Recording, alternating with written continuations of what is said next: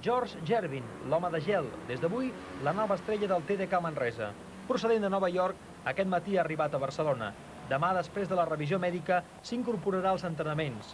Gervin és tot un mite de la NBA. Màxim anotador durant 4 temporades. Durant 5 campionats va formar part de l'equip ideal. I amb 33 punts té el rècord d'anotació en un sol quart. Ara, amb 37 anys, afronta el repte del TDK. Bé, he vingut aquí per intentar ajudar el TDK Manresa en el que jo pugui. He vingut per donar un cop de mà al TDK. El fitxatge de Gervin ha estat tota una sorpresa. En el món del bàsquet hi ha molta expectació per conèixer l'actual estat de forma de l'home de gel després de la seva experiència amb l'equip Quad City Thunder de la CBA. No jugava a cap equip. He estat un temps jugant a la CBA. Després d'aquest període he retrobat la bona forma, perquè el més important és jugar a bàsquet. No importa la categoria del club.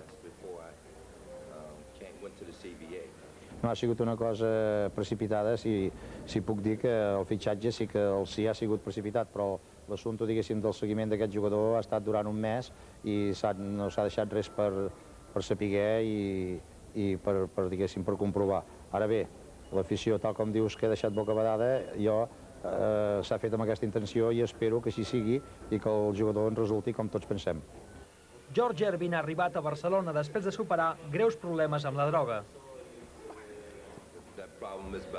He deixat els problemes enrere. El que desitjo és fer una vida feliç, una vida tranquil·la, ordenar el meu temps i dedicar-me a jugar a bàsquet. Jo crec que el sistema de vida que porta ara està completament reintegrat a la societat, inclús amb la seva família i els seus fills, i els 37 anys que té, doncs jo crec que no pot fer el que feia quan no tenia 25 o 30, però aquell refrany que diu qui entubo retubo, jo crec que pot donar un bon resultat i pel Manresa jo crec que pot ser molt útil.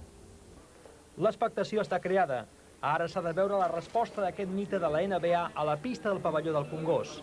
L'A1 és el pròxim objectiu del TDK Manresa.